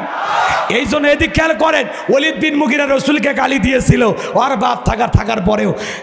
এদিক খেয়াল করেন, ও যদি অবৈধ জারজ হয়, এই ফ্রান্সের লোকেরা কেন গালি দেয়? পৃথিবীর 228টা রাষ্ট্র নিয়ে গবেষণা করা হলো, বিয়ের আগেই ফ্রান্সের মহিলারা বাচ্চা জন্ম দেয়। নাউজুবিল্লাহ, কালকে বললেন ফ্রান্সের লোকের প্রতি খুব দরদ নাকি আপনাদের? তাহলে একটু বলেন জোরে কর নাউজুবিল্লাহ, আর একটু জোরে কর নাউজুবিল্লাহ। বিয়ের আগে যদি কোনো মহিলা বাচ্চা জন্ম দেয়, এটা বৈধ না বৈধ? ওটা হালাল জাদা না কি জাদা? ভালো করে বুঝবেন। এজন্য পরিষ্কারভাবে একটি কথা মনে রাখবেন, যদি এই দুনিয়ার জমিনে বাংলাদেশে হোক, ভারতে হোক, পাকিস্তানে হোক, ফ্রান্সে হোক, সেই দেশেরই মানুষ নবীকে গালি দেবে যারা অবৈধভাবে জন্ম হয়েছে, তারা নবীকে গালি দিলেই বুঝবেন আর জন্মের ঠিক নাই। এজন্য নবীজির অপমানে যদি না কাঁদে তোমার মন, মুসলিম নয় তুমি মুনাফিক, নবীজির দুশ্মন, কথা কোন ঠিক কিনা? কেউ যদি আমার বাপকে গালি দেয় সহ্য করব, মাকে গালি দেয় সহ্য করব, আমার দলকে গালি দেয় সহ্য করব, আমারে গালি দেয় সহ্য করব, কিন্তু বিশ্ব নবী হলেন আমাদের কলিজার টুকরা নবী, নয়নের পুতুনি নবী। আমার নবীকে কেউ যদি গালি দেয়, ওই সমস্ত নাস্তিক বেঈমানকে ধরে যারা রসুলকে নিয়ে কুরুচিপূর্ণ মন্তব্য করবে, বাজে ভাষায় গালি দেবে, ওকে ধইরা ওর বুকের উপরে চইরা সিব্বার টান দিয়ে ছিঁড়ে কুকুরকে খাওয়াই দেব। নবীজির অপমান মেনে নেওয়া হবে না, হবে না। নবীর ইজ্জত রক্ষা করার জন্য জীবন দিতে প্রস্তুত, কারা হাত তোলেন?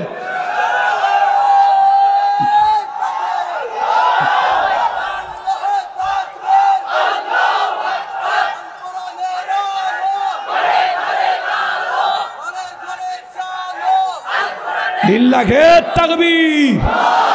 আল্লাহ পাক আমাদের সবাইকে রসুলের খাঁটি উম্মত, খাঁটি প্রেমিক আশিক রাসূল হওয়ার তৌফিক দান করুন।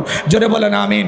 সূরা কাউসার থেকে যে আলোচনা হয়েছে, বাস্তব জীবনে আমল করে হাউজে কাউসারের পানি পান করার সৌভাগ্য উম্মত হিসাবে আল্লাহ আমাদের কবুল করুন। মা বোনেরা যারা এসেছেন, মা আপনাদের জন্য বেশি কিছু বলতে পারলাম না।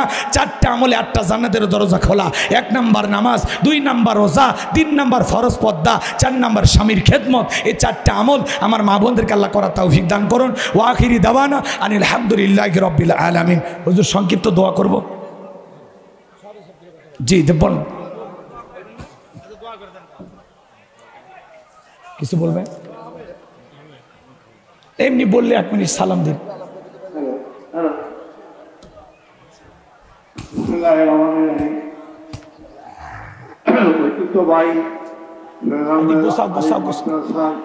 তাড়াতাড়ি মুসল্লি কিন্তু উপস্থিত, প্রধান বক্তা, দ্বিতীয় বক্তা উপস্থিত, অত্র মাদ্রাসার যেসব ছাত্ররা ভলেন্টারি করছে তাদের সবার প্রতি আমার সালাম, আমার পরিবার থেকে সালাম, আপনাদের পরিবার থেকে সালাম।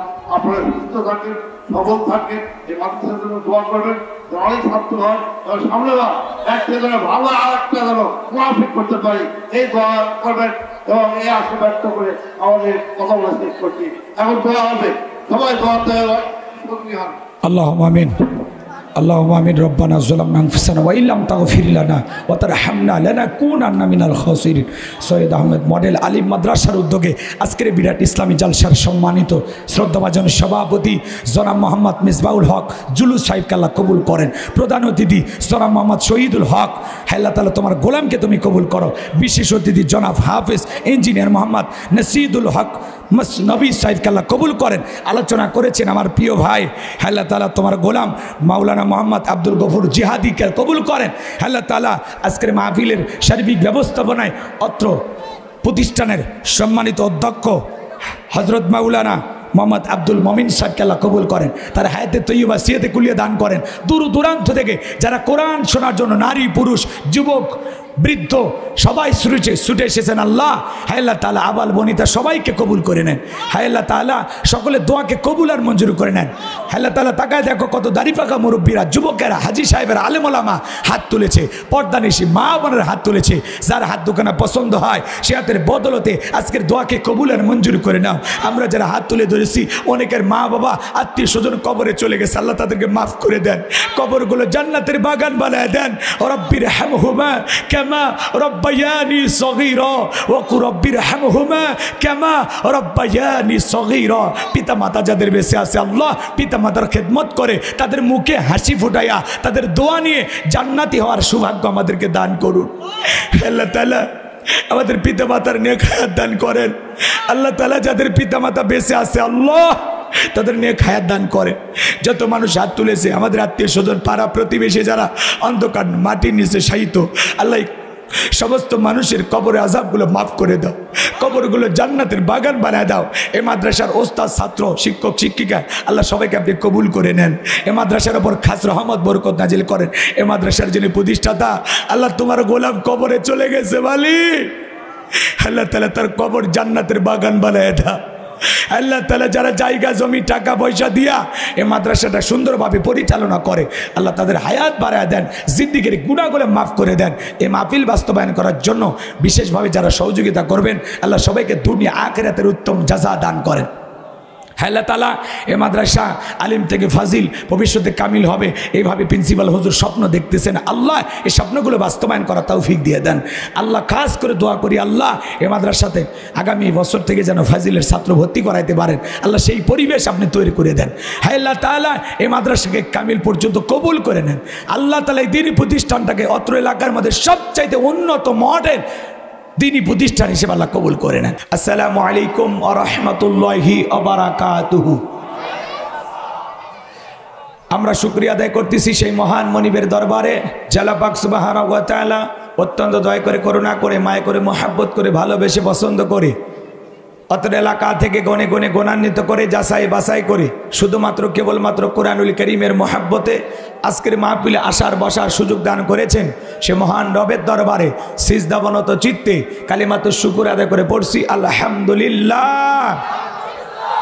হয় নাই কৃপণতা অলসতা দূর করে মুসলমান হিসাবে সিংহের মতো বাঘের মতো গর্জন করে আল্লাহর দেয়া জবান দ্বারা দুইটা ঠোঁট নাড়াইয়া চিৎকার মেরে বলুন আলহামদুলিল্লাহ।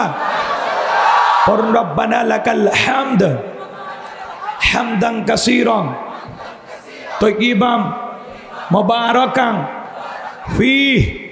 লক্ষ কোটি দরুদ সালাম মানবতার শ্রেষ্ঠ বন্ধু বিশ্বনবী বিশ্বনেতা যে নবী আইগেমে জাহিলিয়াতের যুগে আগমন করে অসভ্য মানুষগুলোকে সভ্য বানিয়েছেন, অভদ্র মানুষগুলোকে ভদ্র বানিয়েছেন, কোরআন নামের সংবিধান দিয়া কোরআনের রাজ কায়েম করে সোনালী যুগ উপহার দিয়া মদিনার পাক ভূমিতে শায়িত আছেন সে রাসূলের প্রতি কলিজা ভরা মহাব্বত নিয়ে পড়ছি দরুদ সালাম।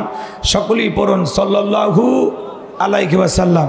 সম্মানিত ভাইরা, আজকের প্রোগ্রামে আসতে পেরে বসতে পেরে আপনারা খুশি না বেজা? কারা কারা বেজার দুই হাত তুলে দেখান তো দেখি। আপনারা বেজার ও না বুঝে তুলেছেন, ভুল হয়ে গেছে তাই না? সব জায়গায় তালে তালে মিলালে বিপদ আছে না নাই? খালি জোশ থাকলে হবে না, জোশের সাথে হুশও থাকা লাগবে। কথা বলেন ঠিক কি না? আজকের প্রোগ্রামে আসতে পেরে বসতে পেরে কারা কারা খুশি, মুখে নিয়ে হাসি, আওয়াজ দেবে বেশি, আল্লাহ নামের এমন একটি স্লোগান দেবেন এলাকায় যদি কোনো ইসলাম বিরোধী উই পোকা সার পোকা তেলা পোকা থাকে ওদের কলিজায় যেন কম্পন সৃষ্টি হয় এমন আওয়াজ তুলতে রাজি আছেন যারা? বীর মুসলমানের মতো দুটি হাত টান টান করে তুলে দেখান তো তারা। লিল্লাহে তাকবীর, লিল্লাহে তাকবীর। আল কোরআনের আলো, আল হাদিসের আলো, দুনিয়ার মুসলিম, সারা বিশ্বের মুসলিম। আমার নেতা তোমার নেতা, আমার নেতা তোমার নেতা। লিল্লাহে তাকবীর। আল কোরআনের আলো, আল হাদিসের আলো, দুর্নীতির আলো। হাতে নাড়া দেন তো, মাশাআল্লাহ, মারহাবা। আস্তে কারো নাকে যেন না লাগে, হাত নামান। অনেকে ঝোঁকে তালে বলেই ফেলেছেন দুর্নীতির আলো ঘরে ঘরে জালো। বাংলাদেশে দুর্নীতি দমন কমিশন আছে না নাই? এরপরে দুর্নীতি কমেছে নাকি ডিজিটাল কায়দায় বেড়েই চলেছে? দিন যত গড়াচ্ছে দুর্নীতির পাল্লা তত ভারী হচ্ছে। কথা বলেন ঠিক কি না? আমরা চাই আমাদের এই প্রিয় মাতৃভূমি বাংলাদেশ দুর্নীতি মুক্ত আল্লাহ কবুল করেন, চিল্লা বলেন আমিন। আমরা চাই আমাদের বাংলাদেশ মাদক মুক্ত আল্লাহ কবুল করেন, চিল্লা বলেন আমিন। আমরা চাই আমাদের বাংলাদেশ যৌতুক মুক্ত আল্লাহ কবুল করেন, চিল্লা বলেন আমিন। আমরা চাই আমাদের বাংলাদেশ নাস্তিক মুক্ত আল্লাহ কবুল করেন, চিল্লা বলেন আমিন। সম্মানিত ভাইরা আমার, ভূমিকায় লম্বা কথা নয়, সরাসরি মূল আলোচনায় প্রবেশ করতে চাই। তারপরে দু একটি কথা না বললেই নয়। আমরা যত জায়গায় কোরআনে কথা বলতে যাই বলে হুজুর সাবধানে আলোচনা করবেন, ভুলে যাবেন না এলাকা কার। ওদের কথার সাইজ শুনে মনে হয় এলাকা ওদের বাবার। আছে না নাই? আওয়াজ দিলে পুরুষের মতো আওয়াজ দেবেন। আমি করব ওয়াজ, আপনারা দেবেন আওয়াজ, জবাব দিবেন ঠিক ঠিক, আলোচনা হবে কমপ্লিট। শ্রোতাদের স্পিরিটে বারে বক্তার হিট, আলোচনা হবে জায়গা মতো ফিট। কিছু আজ প্যান্ডেলে, কিছু আজ অ্যাঙ্গেলে, জ্ঞানী লোকের জন্য ইশারায় যথেষ্ট। কথা বলেন ঠিক কি না? অনেক জায়গায় ওয়াজ করতে গেলে বলে হুজুর ওয়াজ যা করবেন করবেন, খবরদার রাজনীতির কোনো আলোচনা করবেন না। আপনারাই বলেন তো আমার বাড়ি কোন জেলা? গাইবান্ধা। গরিব এলাকায় বাড়ি দেখে আমার জেলার নামটা নিতে আপনাদের কষ্ট হচ্ছে, একটু জোরে বলেন না আমার বাড়ি কোথায়? গাইবান্ধায়। আমি আসছি কোন জেলায়? বগুড়ায়। বিশ্বাস করেন আমি গাইবান্ধা থেকে আপনাদের এলাকায় এসেছি শুধুমাত্র কোরআনের কথা বলার আশায়, এছাড়া আমার অন্য কোনো উদ্দেশ্য নয়। কথা বলেন ঠিক কিনা? আর গাইবান্ধা থেকে বগুড়ার সোনাতলায় রাজনীতি করে আমার কোনো লাভ আছে? আগামী নির্বাচনে এলাকার মহিলা মেম্বার পদেও দাঁড়ানোর কোনো চান্স আছে? তাহলে আমি কেন এখানে রাজনীতি করব? যদি করাই লাগে নিজের জেলা গাইবান্ধায় করব। কথা বলেন ঠিক কি না? এজন্য আপনার টেনশন মুক্ত থাকবেন। আমি আপনাদের কথার সাথে একমত। আমি বাংলাদেশের রাজনীতি কোনো দলের বক্তা না, আমি রাজনীতিক কোনো বক্তব্য দেব না। I will not any political word because I am not a leader of any political party. কারণ এখানে সব দলের লোক আছে না নাই? এখানে বসে আছেন আওয়ামী লীগ, বিএনপি, জাতীয় জামাত ইসলাম, জাসদ, বাসদ, চরমান, আরশুদ, দানবেগে, ফুরপুরা, হাটহাজার ওলামা নিজামা, তাবলিগ, পাবলিক, ওলামা লীগ, গণতন্ত্র, গণফোরাম, সুসমাজ বিকল্প ধারা, এলজিবিটিএম, নাগরিক শক্তি, বিপিএল সোসাইটি, 4 দল, 14 দল, 8 দল, 19 দল, 20 দল, ইসলাম, বিএনপি, বাংলাদেশ কংগ্রেস যে পর্যন্তই থাক। আবার ভিপি নূরের আছে গণ অধিকার পরিষদ, তৈমুর চাচা খুলেছিল তৃণমূল বিএনপি। চাচা এখন কান দেয়ার বলে সরকার বনাম সরকার, মাঝখানে আমি যা হয়ে গেছি সরকার। চাচার হাতে মূলে ধরায় দিছে। চাচা মনে করেছে এক চান্সে দেশের প্রধানমন্ত্রী হয়ে যাবে, অতই সহজ। কথা কন না কে? রাগ করেছেন আপনারা? ওই চাচারও 2-4 জন ভক্ত থাকতে পারে। কথা কন ঠিক কিনা? তো এত দলীয় লোক যে এখানে, আমি কি বোকা দলীয় আলোচনা করব? এই দিক থেকে যদি একটা দলের লোক গুতা মারে, ওই দিক থেকে আর একটা দলের লোক থানায় টেলিফোন করে, আমি হুজুরের অবস্থা ভালো না খারাপ? অতএব আজকের মাহফিলে বাংলাদেশের রাজনীতি নিয়ে কোন আলোচনা করা হবে? বলেন, বাংলাদেশের রাজনীতি নিয়ে কোন আলোচনা করা হবে না। তবে হ্যাঁ, আমি যদি কোনো রাজনৈতিক বক্তব্য দেই, এই পৃথিবীর শ্রেষ্ঠ রাজনীতিবিদ, শ্রেষ্ঠ রাষ্ট্রনায়ক, শ্রেষ্ঠ রাষ্ট্রপতি, শ্রেষ্ঠ সেনাপতি, শ্রেষ্ঠ বৈজ্ঞানিক, শ্রেষ্ঠ দার্শনিক, শ্রেষ্ঠ বাবা, শ্রেষ্ঠ নানা, শ্রেষ্ঠ আদর্শ, শ্রেষ্ঠ মহামানব রহমাতুল আলামিনের মদিনার আদর্শের রাজনীতির কথা বলবো। আমি যদি কোনো রাজনৈতিক বক্তব্য দেই, খলিফাতুল মুসলিমিন আমিরুল মুমিনিন হযরত ওমর ফারুকের আদর্শের রাজনীতির কথা বলবো। সেই ওমর ফারুক আল্লাহর জমিনে আল্লাহর আইনকে প্রতিষ্ঠিত করতে গিয়ে নিজের কলিজার টুকরা ছেলেকে পর্যন্ত ছাড় দেয় না। কথা বলে ঠিক কি না? সেই মদিনাওয়ালার আদর্শের রাজনীতির কথা শোনার পর আপনার যাবার চুলকানি আরম্ভ না হয়। কারণ কোরআন হাদিসের হক কথা সবার পেটে হজম হয়। আপনারাই বলেন তো, সুদখোরের সামনে যদি সুদের বিষয় নিয়ে আলোচনা করা হয়, ও কি বগুড়ার এসিয়া হোটেল থেকে মিষ্টি নিয়ে এসে বলবে হুজুর হ্যাঁ করেন একটু মিষ্টি খান? নাকি বলবে এই হুজুর এসে সুদের ওয়াজ কইরা আমার সুদের ব্যবসায় লাল বাতি জ্বালাইছে? যারা ঘুষ খায়, দুর্নীতি করে, হারাম খায়, ভুড়ি বানাচ্ছে, 26 মাসের গর্ভবতী, ওদের সামনে ঘুষের আলোচনা করলে খুশি না বাজা? যারা বেনামাজি নামাজ পড়ে আসার খাইয়া পইরা আল্লাহ সিজদা দেয় না, ওদের সামনে নামাজের ওয়াজ করলে খুশি না বেজা? যে সমস্ত মা বোনেরা বোরকা পরে না, পর্দা করে না, বুকে ওড়না পর্যন্ত নেয় না, জিন্সের প্যান্ট গেঞ্জি পরে রাস্তা দিয়ে হাইটে যায়, পিছন দিক দিয়ে তাকালে মনে দূরে সুপারি গাছ দাঁড়িয়ে আছে, এরকম বেহায়া বেপর্দা নারীর সামনে পর্দার আলোচনা করলে খুশি না বেজা? এক কথায় ওয়াজ যদি কারো বিপক্ষে চলে যায়, কিয়ামত পর্যন্ত সে বক্তার ওপরে খুশি হবে না। কথা বলেন ঠিক কি না? এই জন্য পরিষ্কারভাবে একটি কথা বলে দিতে চাই, আজকের আলোচনা সভাপতি স্যারের মতো হবে না, প্রধান অতিথির মতো হবে না, মাহফিল কমিটির মতো হবে না, বক্তার মতো হবে না, শ্রোতাদের মতো হবে না। আল্লাহর কোরআন যা বলবে গোলাম রব্বানি তাই বলবে। এতে কে খুশি কে বেজার ওইটা দেখার টাইম নাই। কথা বলেন ঠিক কি না? যুগে যুগে নবী রাসূলেরা দাওয়াতি কাজ করেছেন, তাদের দাওয়াতি কাজেও কাফের বেঈমানরা বাধার পাঁচিরি তৈরি করে দিয়েছিলেন। এরপরে আল্লাহর পয়গম্বরেরা শত বাধার পাঁচিরিকে ভেঙে আল্লাহর জমিনে আল্লাহর পথে মানুষকে দাওয়াত দিয়েছেন। কথা বলেন ঠিক কি না?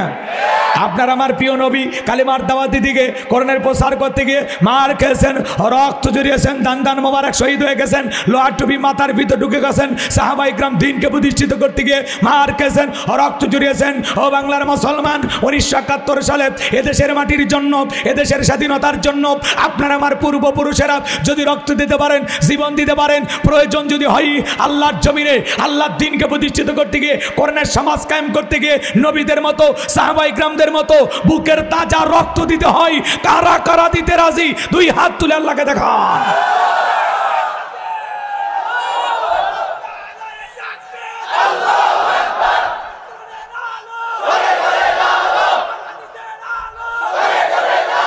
লিল্লাহে তাকবীর। হাত নামান। ভয় পাচ্ছেন নাকি? অনেকে আওয়াজ দিতে চায় না। অরব্বাকা ফাকাব্বির, তাকবীর হবে রবের নামে, স্লোগান হবে রবের নামে। যেই জমিনে আল্লাহর শ্রেষ্ঠত্ব বরত্ব ঘোষণা করা হবে ওই জমিনে শয়তানি শক্তি টিকতে পারবে না। আপনি সুবহানাল্লাহ আলহামদুলিল্লাহ জিকির করবেন, শয়তান পাশে বসে জিকির করবে। যখনই বলবেন আল্লাহু আকবার, শয়তান লঙ্গি পরার টাইম পাবি না। কারণ আল্লাহু আকবার স্লোগান শয়তান সহ্য করতে পারে। এই জন্য যত আল্লাহু আকবার জোরে জোরে দেবেন শয়তান তত দূরে চলে যাবে। আমরা চাই বাংলাদেশের বর্ডার পার হয়ে ভারতে চলে যাক। কথা কোন ঠিক কিনা? তাহলে একটা তাকবীর দেন, লিল্লাহে তাকবীর। এরপরেও মুখ যারা খোলেনি, খুব দুঃখজনক বিষয়। কথা কয় না কে? আল্লাহু আকবার মানে কে বড়? আল্লাহর চাইতে বড় কেউ আছে? তে আপনি আল্লাহু আকবার বলেন না কেন? আপনি আল্লাহু আকবার জোরে জোরে বলবেন, আপনার হার্টে কোনো সমস্যা থাকলে আল্লাহ দূর করে দেবে। আপনি আল্লাহু আকবার বলতে ভয় পান কেন? এটা কারো বাপ দাদার দলীয় স্লোগান না, এটা মুসলমানের জেগে ওঠার স্লোগান, এটা নাস্তিকদের বিদায় করার স্লোগান, এটা জালেমের মস্তকে আগুন লাগানোর স্লোগান। কথা বলে ঠিক না? এটা মুসলমানের জেগে ওঠার হাতিয়ার আল্লাহু আকবার। তাহলে বাতিল থরথর করে কাঁপবে। কথা কোন ঠিক কি না? এই জন্য আওয়াজ দিলে পুরুষের মতো দেবেন। জন্মের সময় আজান কি কানে দেয় নাই? আল্লাহু আকবার তার ভিতরে ছিল কিনা? মুয়াজ্জিন 5 ওয়াক্ত নামাজে আজান দেয়, আল্লাহু আকবার আছে না নাই? জীবনের শেষ জানাজার নামাজে আল্লাহু আকবার আছে না নাই? তাই আল্লাহু আকবারের সাথে যাদের সম্পর্ক ভালো তার অবস্থাও ভালো। আর আল্লাহু আকবারের স্লোগান শুনে যার চোখ মুখ মলিন হয়ে যায় বুঝতে পারবেন অন্তরে ভাইরাস ঢুকে গেছে। কথা কোন ঠিক না? এই জন্য এরপরে দেখি কার চোখ মুখ মলিন হয়, আমিও দেখব। আল্লাহ যেন আমাদের ইমান পরিষ্কার একটা ইমান দান করেন। জোরে বলেন আমিন। ভাইরাস মুক্ত ইমান দান করেন। জোরে বলেন আমিন। আমরা কোরআন এবং সুন্নাহর আলোকে পরিষ্কার কিছু কথা বলবো ইনশাআল্লাহ।